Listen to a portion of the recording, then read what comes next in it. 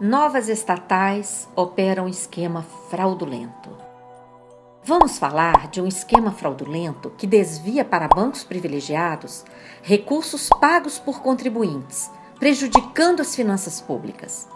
Além desse desvio ilegal, o esquema ainda gera obrigação equivalente à dívida pública, que todos nós é que vamos ter que pagar. Assim, recursos que deveriam chegar aos cofres públicos e financiar investimentos em saúde, educação, segurança, entre outros, são desviados para o setor financeiro e ainda ficaremos com mais dívida pública. Esse esquema está entrando no Brasil como uma praga, por meio da criação de novas empresas estatais para operá-lo. É ainda mais grave do que o esquema que provocou a crise de 2007 nos Estados Unidos da América do Norte e a crise de 2010 na Europa. Esse esquema é apresentado por uma falsa propaganda, como se fosse uma solução para negociar créditos de difícil cobrança, a chamada dívida ativa. Mentira! Créditos complicados de receber, podres, não entram nesse negócio. O ente federado, União, estados ou municípios, organiza um pacote de créditos recebíveis. Somente créditos bons, líquidos e certos, parcelados, com confissão irretratável, irão fazer parte desse pacote. Quando esses parcelamentos são pagos pelos contribuintes à rede bancária, esta é obrigada a repassar os recursos arrecadados à conta do ente federado correspondente. Mas não é isso que acontece. O esquema fraudulento cria uma tal de conta vinculada no meio do caminho, para a qual o fluxo de recursos arrecadados está sendo desviado. Nessa conta, parte dos recursos são sequestrados e nem chegarão ao orçamento público. Somente parte do valor principal atualizado é transferido dessa conta vinculada para o caixa do Tesouro do ente federado. A estatal criada para operar esse esquema ficará com os valores das multas e juros pagos pelos contribuintes e reterá ainda, todo mês, uma quantia enorme de 1% sobre todo aquele pacote de créditos. Isso todo mês. Esse sequestro de recursos que nem chegarão ao orçamento público está sendo feito ainda na rede bancária, por fora dos controles oficiais. Isso é ilegal. Ofende a Constituição Federal, o Código Tributário Nacional, a Lei de Responsabilidade Fiscal, leis orçamentárias, um verdadeiro escândalo. E o que essa empresa faz com esse dinheiro desviado para ela?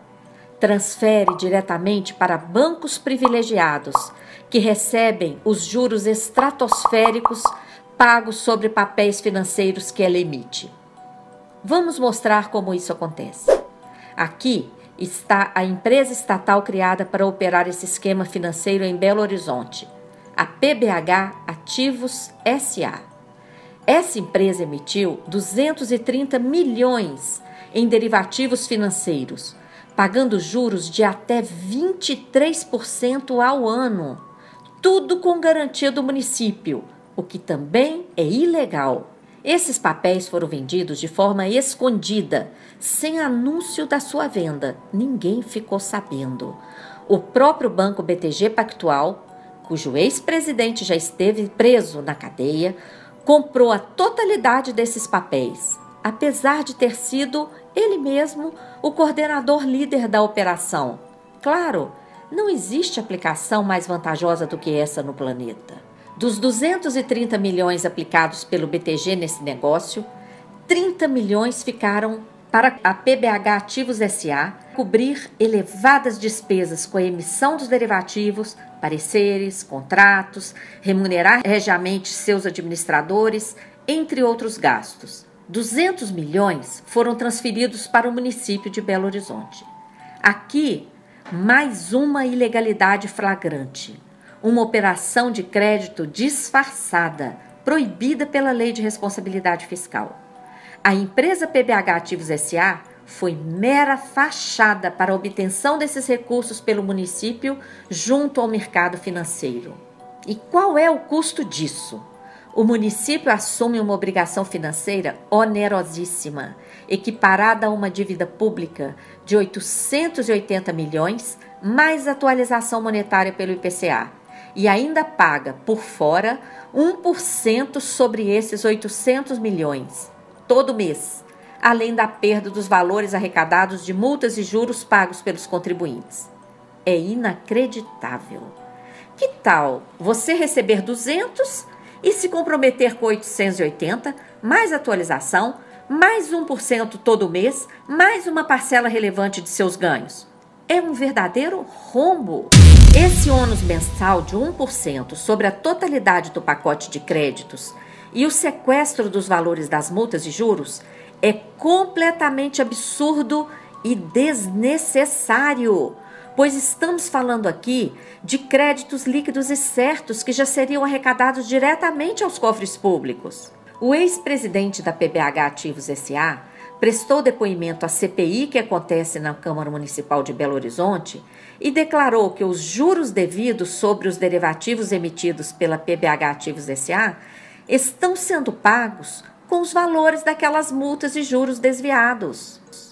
A PBH Ativos sobrevivia ainda, de uma parte desses juros e multas. Era tão grande os juros e multas, e eu concordo da forma como foi feito aqui, era tão penosa esses juros e multas no município, que dava para pagar todos os juros da operação e ainda sobrava para a sobrevivência da PBH Ativos. O sequestro de arrecadação tributária, que nem chega ao orçamento público, e o pagamento oneroso mensal também por fora do orçamento, é ato criminoso, escondido por trás desse esquema fraudulento que lesa os cofres públicos, ao mesmo tempo em que transfere essa bolada para bancos privilegiados e ainda cria dívida pública.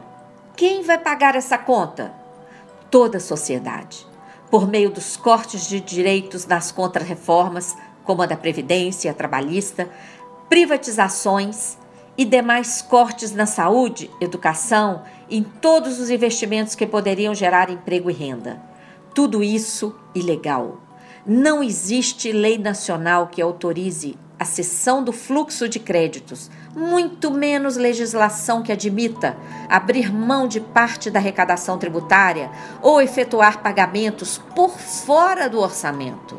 Projetos de lei em andamento no Congresso Nacional, como o PLS 204 de 2016 no Senado, o PLP 181-2015, o PL 3337-2015 na Câmara dos Deputados, visam legalizar esse esquema financeiro. Esses projetos estão sendo apresentados de forma totalmente cifrada, para que ninguém entenda do que se trata.